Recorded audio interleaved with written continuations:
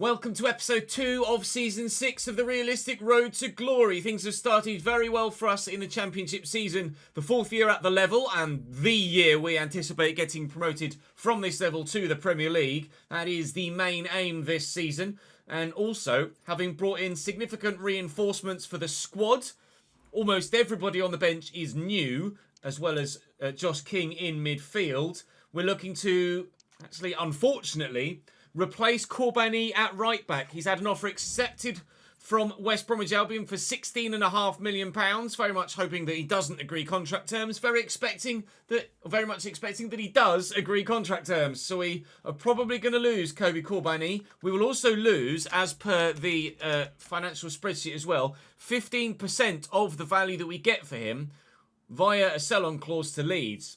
So we're not going to be able to maximise all of the money we get for him with regards to the balance, but the fee that comes in will be added to our transfer budget. So we get 75% of the sale, which will be about 12 odd million pounds.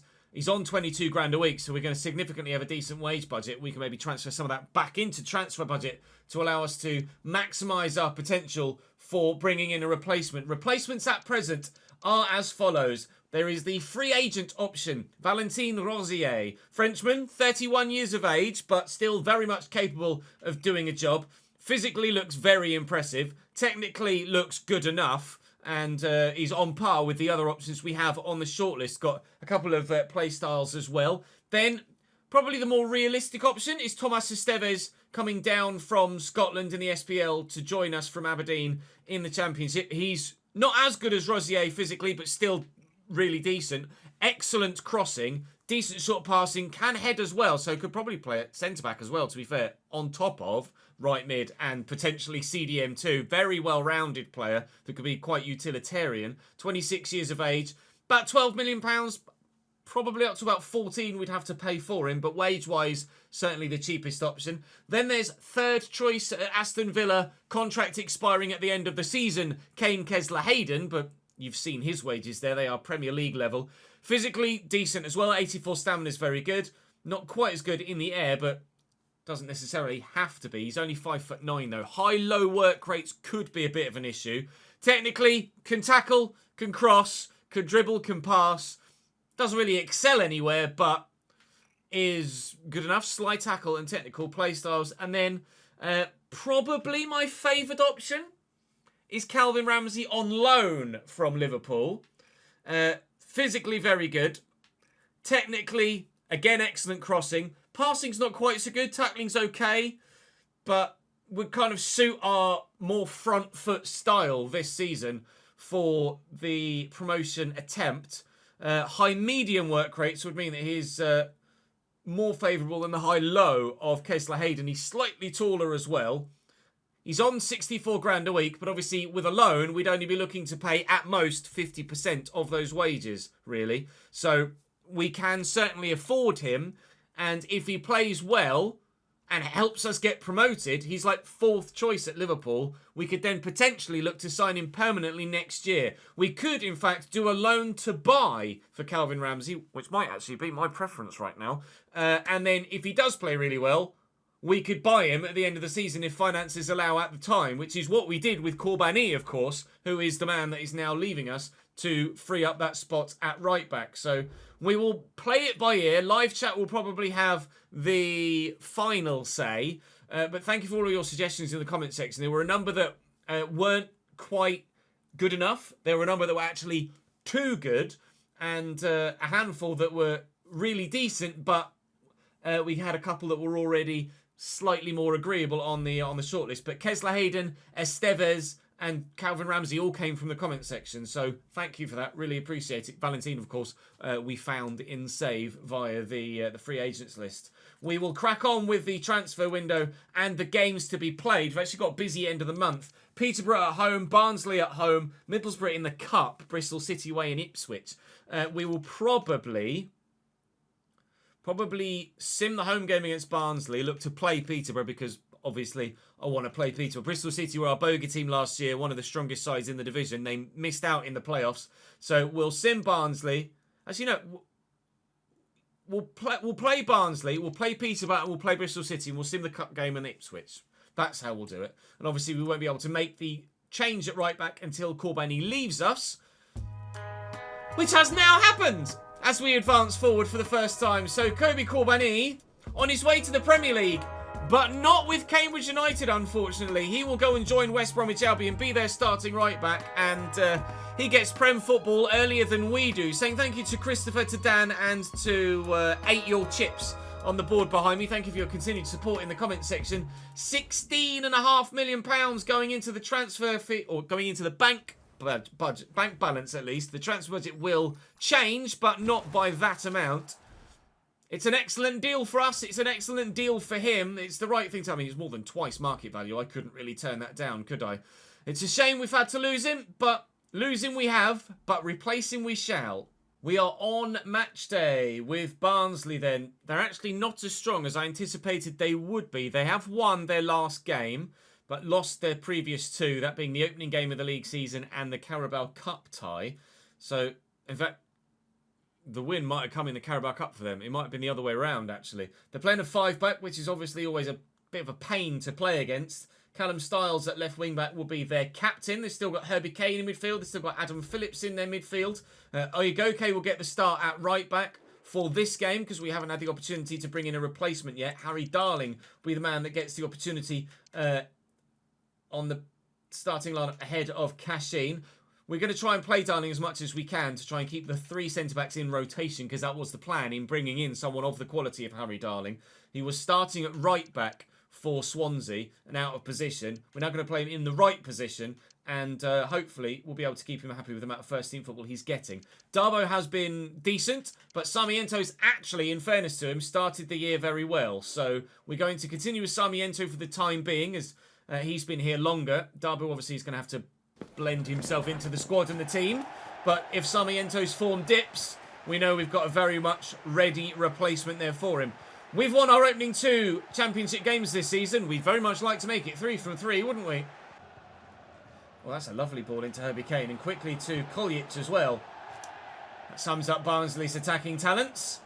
First chance of the game comes their way, but the away side not really able to make the most of it, is probably the best way to phrase it. Most kind way to phrase it was bleeding rubbish is probably the more accurate way to phrase it. Bardi with a great run there from Josh King. Got sensational dribbling. He and Bardi are 2 of the best players in possession in the club right now. Lobato's going to work the space here and Lenny Lobato can't find the finish. A chance at either end then for one side to take the lead and nobody has been able to force the issue at the minute. Handball from them will keep the pressure on. Kirk Henderson slightly further forwards here. There's a bit of space for Josh King. Lenny Lobato's made the run. Oh, and he would have been on his favoured left foot this time, but it's well intercepted by the Barnsley defender. Kane. It's a nice ball. Adam Phillips. And Edwards. And wide. Another good opportunity for Barnsley and another where they don't find the target. They worked that pretty well, actually.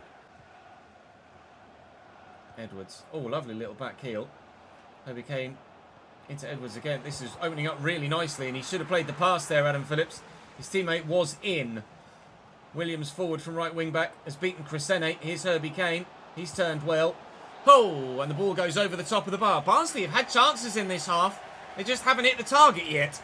Rate that. Luton 2, Bristol City 0. Here's a scoreline elsewhere. Oyegoke doesn't have much football at right back, but he understands why. Fofana looking for Josh King. Excellent dribbling from the new signing, and Josh King can't hit the target. It is the theme at this end of the pitch today. Brilliant movement. It is a tough angle. Well in, Harry Darling. Nice interception. King will work it well, and Lobato's on the run. Fofana's inside. Bardi in support. Here around the outside comes Josh King. Can he have better luck this time? He's in the box. He's looking dangerous. Oh, what a turn. And a teammate. And Fofana can't get the shot away. That spin from Josh King was so good. It caught me out, actually.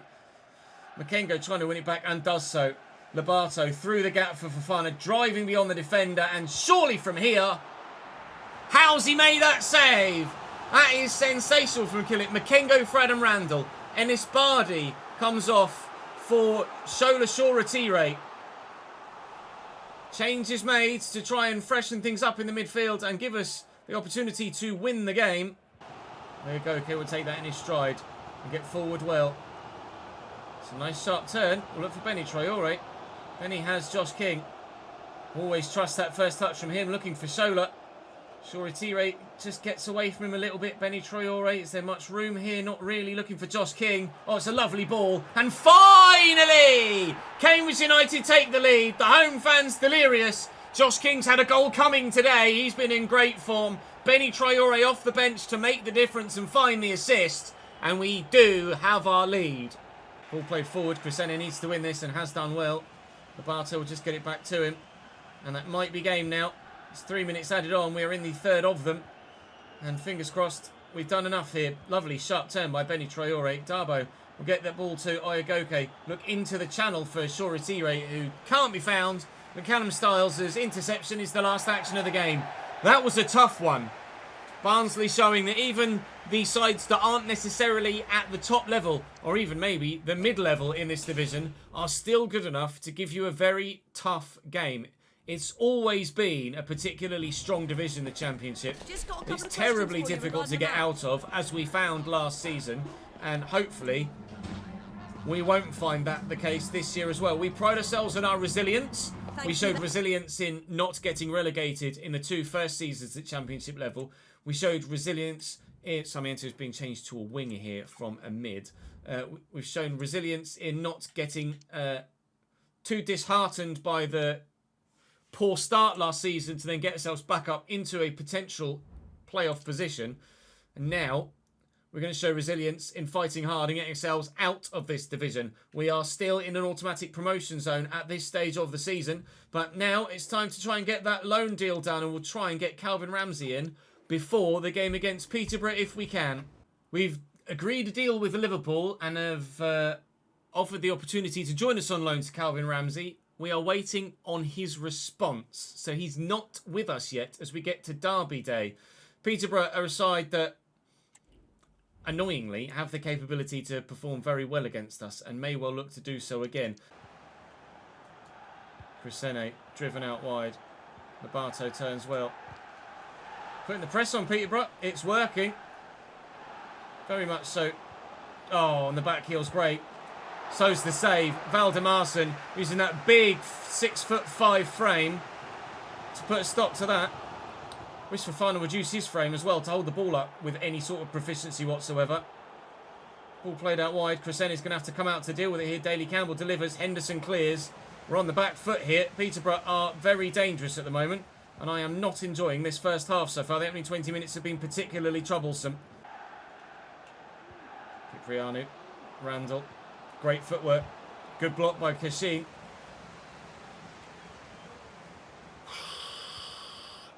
Referee had a decision to make there. That's just a poor ball.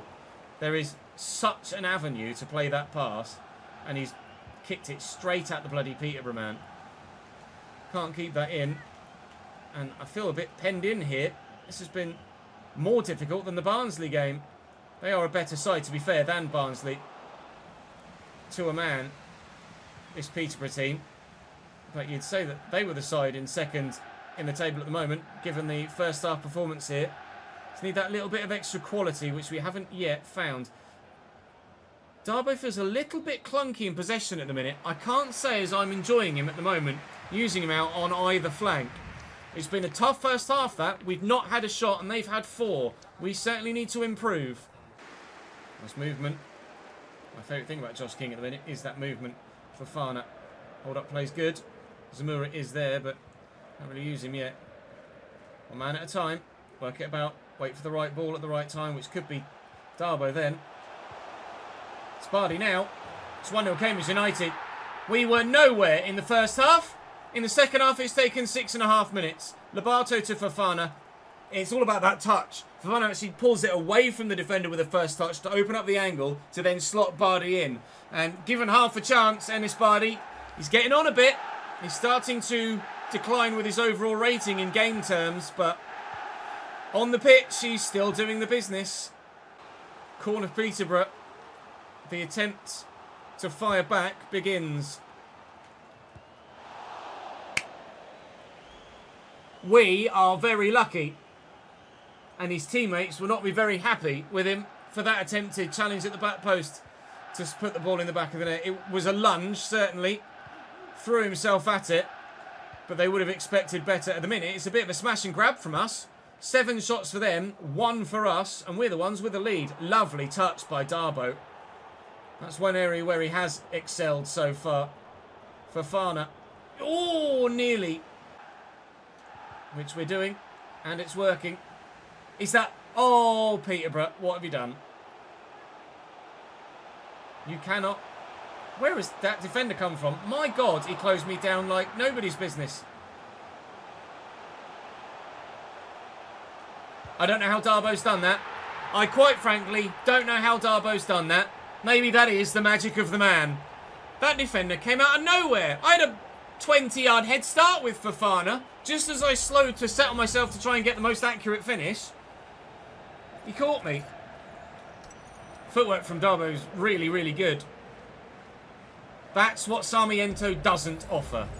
Cricklow, dinks, cleared, away. That is game. Cambridge United 2, Peterborough United 0. We are 4 from 4 so far this season. We won't get carried away because last year we started very strongly too and fell off. But this side at the moment doesn't look like falling anywhere. It's been a phenomenal start to the season. And actually, as we get to the press conference in-game, we shall go to the press conference in real life. Federico Califiori from World Football Stories says there have been some recent leaks from within Cambridge United show that there's been an ongoing legal battle between Cambridge United and Isaac Hayden for unpaid wages.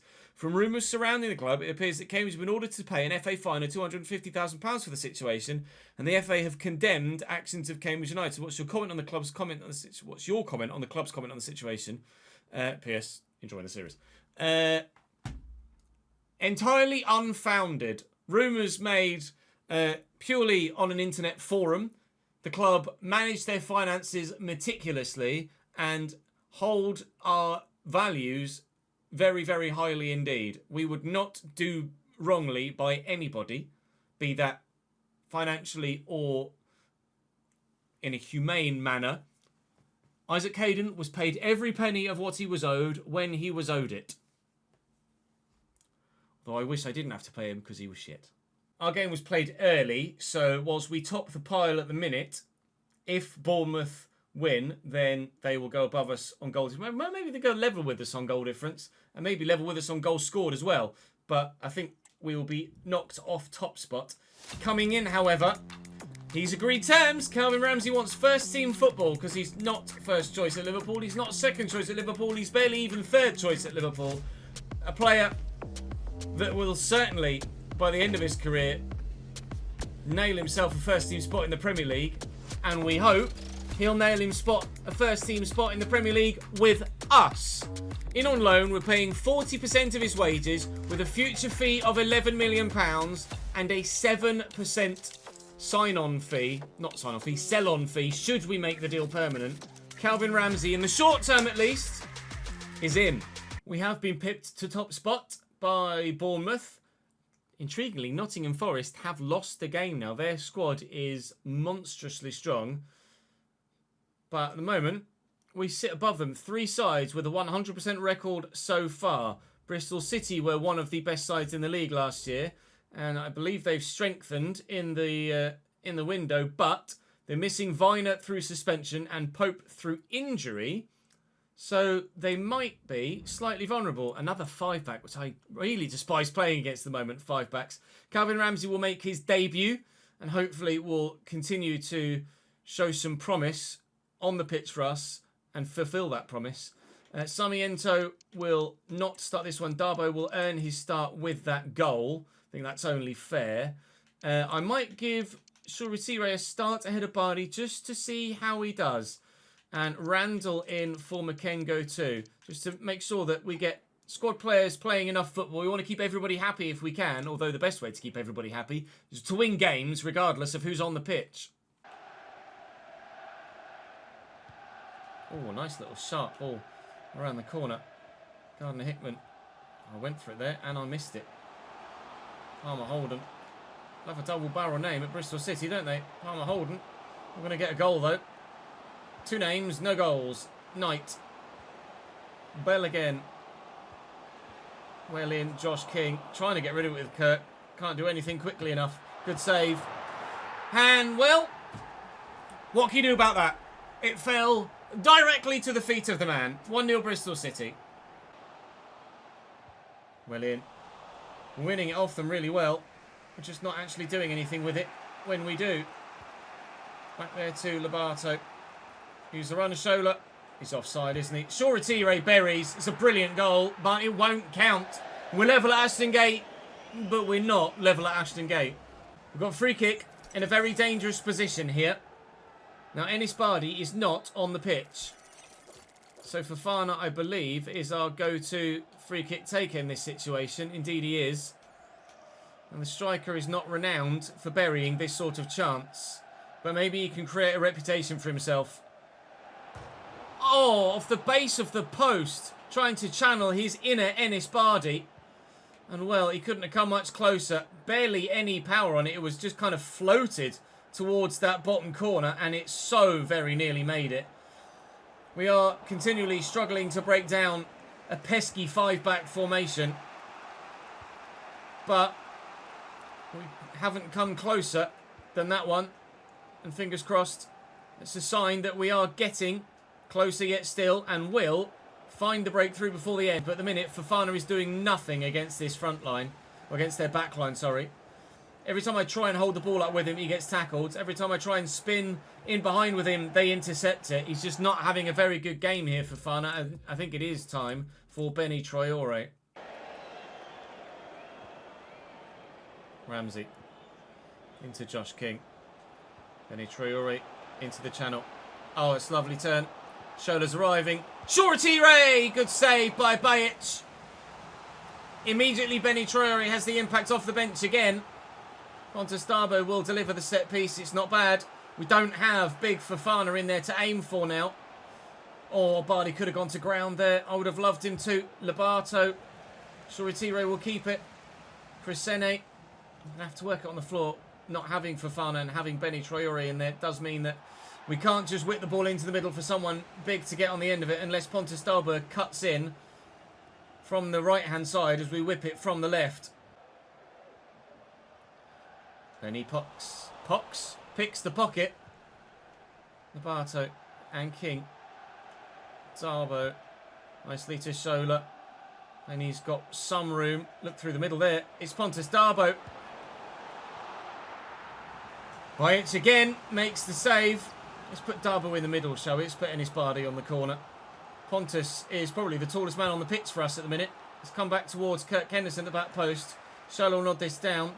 Josh King deflected a couple of times. And danger averted for the Bristol City backline. They are hanging on here at the back.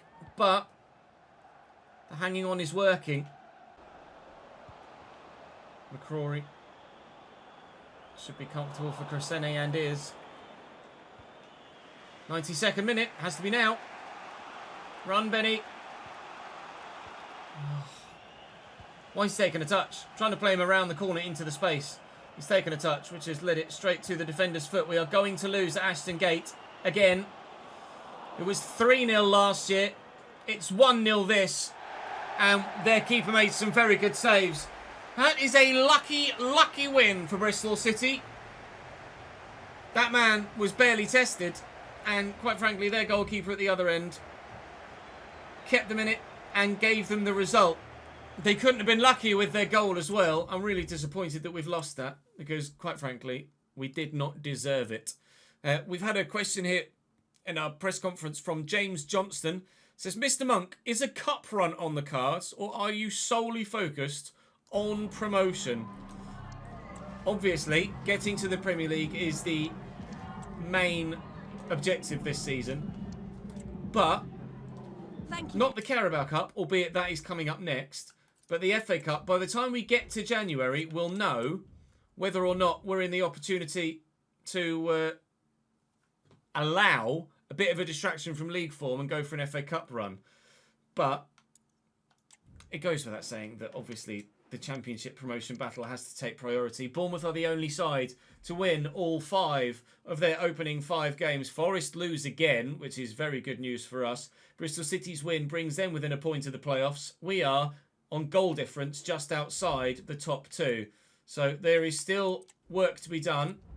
There is absolutely the opportunity to get ourselves into the next round of the next cup competition, but I'm pretty sure that the Championship is our main aim.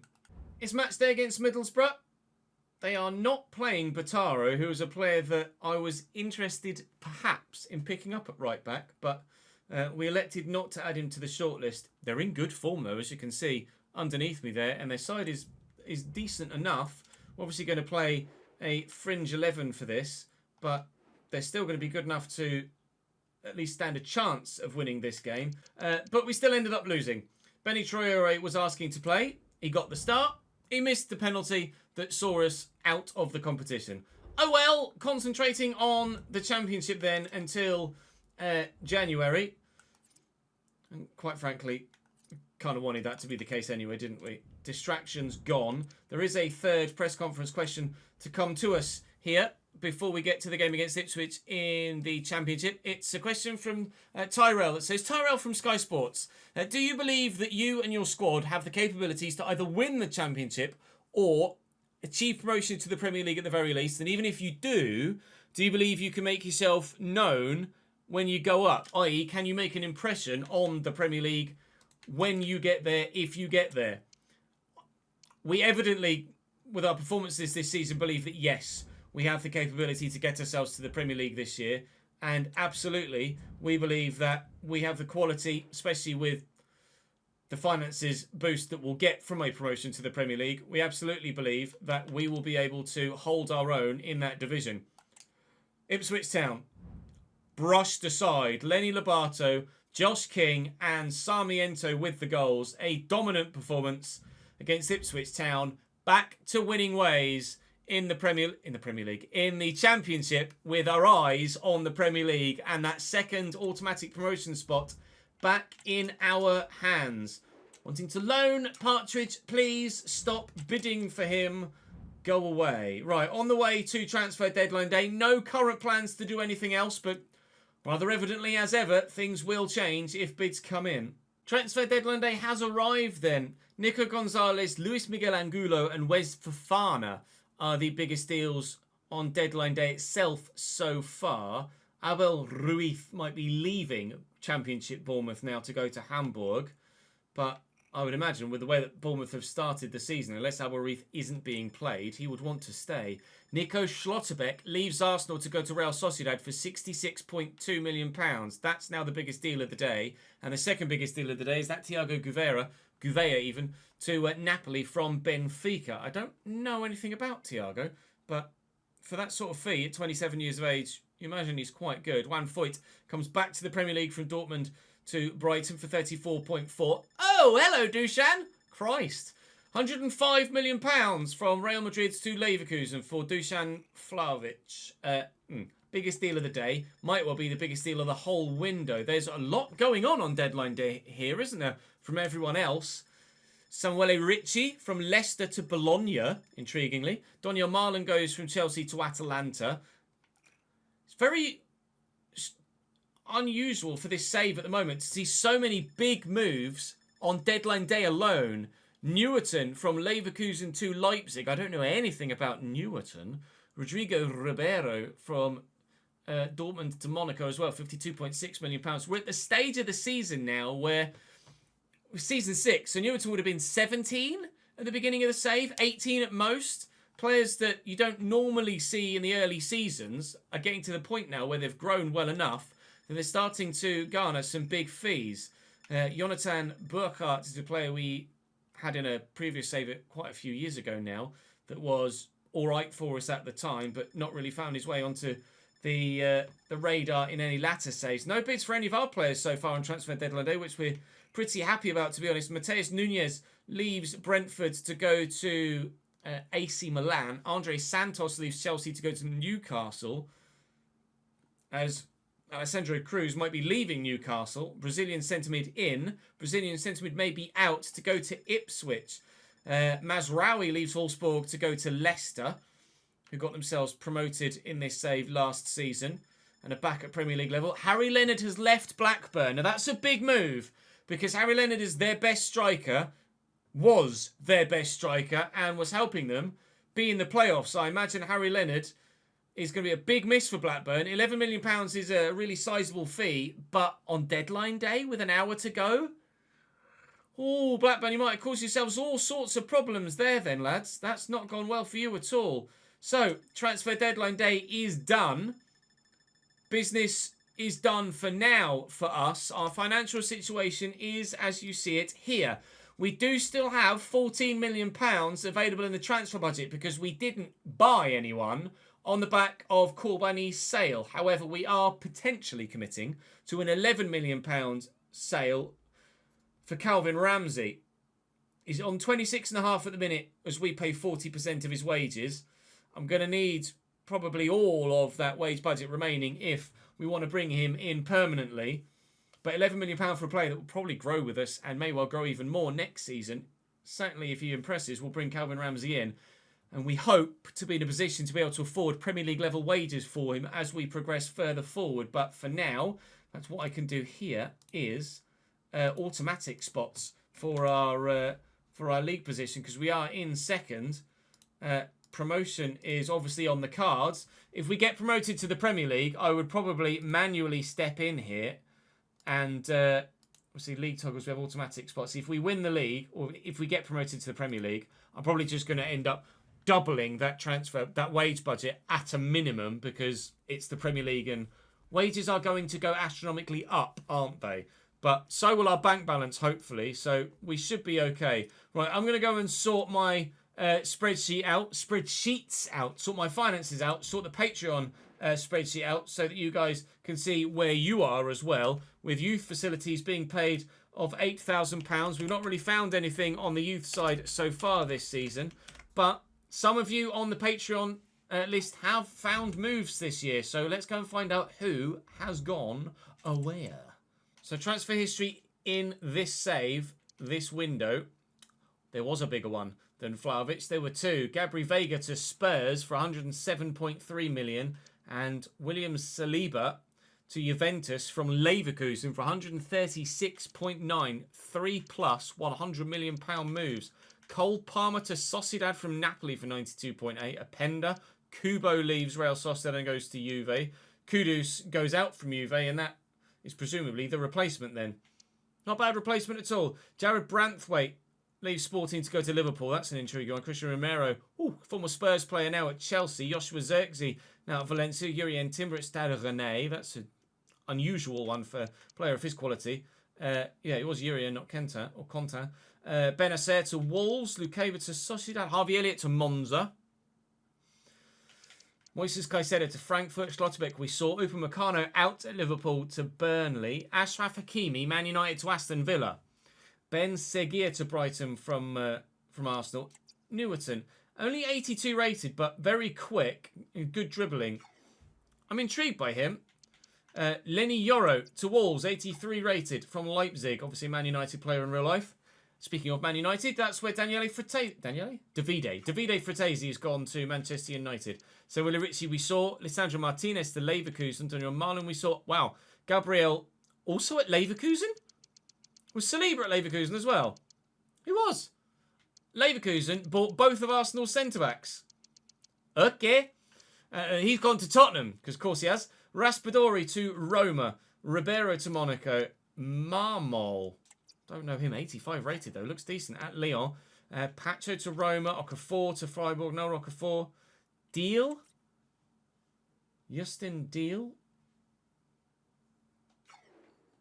83 rated. Quick. Finishing was in a high there as well. Finishing of 86 to Brighton. Not a bad move at all. Kobbie Mainoo. 83 rated Kobbie Mainoo. I imagine he'll grow quite a bit more on FC25. Anthony to Fulham. Todibo to Wolfsburg. Charles de Ketelaere to Leipzig. Francisco Trincao to Man United. Araujo, Otavio, Fofana. Lucas Umesha. No, sorry, Felix Umesha to Torino. Joao Pedro to Leicester. So back to England for Joao. Gutierrez, Delorge, Diarra, Pajau, Fabio Carvalho, Monza to Celta. So Fabio Carvalho, former Liverpool cam, leaves Monza as Harvey Elliott, former Liverpool cam now, goes to Monza. Andre Santos, we saw Vanderson to Leeds is a good one for Leeds. Vanderson pretty good. And the 84 rated. 43 million for an 84 rated player is a great deal. And Arne Engels to Newcastle United for 43.1 million pounds as an 83 rated player, and now at 35 million rated. It's not a bad signing at all. There were nowhere near as much movement in the Patreon players as I thought. One of the, how many of you are there? Of the 72 of the 70 of you, Stephen, I'm about to make you. You will be added in for the next episode moving forward. There was one move. Bear Jackson started as a free agent, went to Werder Bremen. From Werder Bremen went to Roma and has now moved again to go to Chelsea. That is the only move in January at the beginning of season 6, which is a real surprise. You can see how many moves there have been in other windows, in other seasons. And that is the quietest summer transfer window for Patreon players ever, which is really intriguing considering some of you are growing really quite nicely and showing great promise. So I am surprised, but there's January still to come. If you want to have a look at your player details in a closer view, then do come across and join me on stream when we're recording and I can show you. Of course, expecting some continued growth from the majority of you throughout the course of this season, and whether any of you actually make it to another club throughout the course of this year, we shall wait and see. We've got money left for ourselves to do some transfer business in January, which we might find ourselves in need of doing. Expecting some interest in our players if we continue to have a stronger start to the season as we have when we get to January. But we're second in the league and a particularly strong start. Didn't really deserve to lose the game that we lost either, but we're going to have to play at that sort of level to stand a chance of keeping up with Bournemouth, and Forest will come back into it, I'm sure, and it's Forest that we'll have in the next episode tomorrow. Relatively straightforward moving until December, where it gets quite busy. And then obviously January will be busy, and busier still with an FA Cup draw or two in there. The run-in is pretty straightforward. Middlesbrough, Sunderland, Coventry, Cardiff and Preston are all very much winnable games. Sheffield United on the final day, we'll have to hope that we don't need anything on that final day when we get there. But we've got a lot of difficult games in clusters, and then outside of that, should be some fixtures that we can go on a bit of a winning run in, which will give us a better chance in those clusters of difficult fixtures. We've started the season very well. We hope to continue the season in just as capable fashion. So far this year, more than Fofana chipping in with the goals. Josh King with 2, Enis Bardi with 2 and 3 assists as well. Sarmiento with 3 contributions in 5 games. Lobato with a goal. Darbo with a goal and an assist. Benny Traore with a goal and an assist as well. And Sammy Szmodics, who's on the transfer list, but nobody bleeding wants him, unfortunately.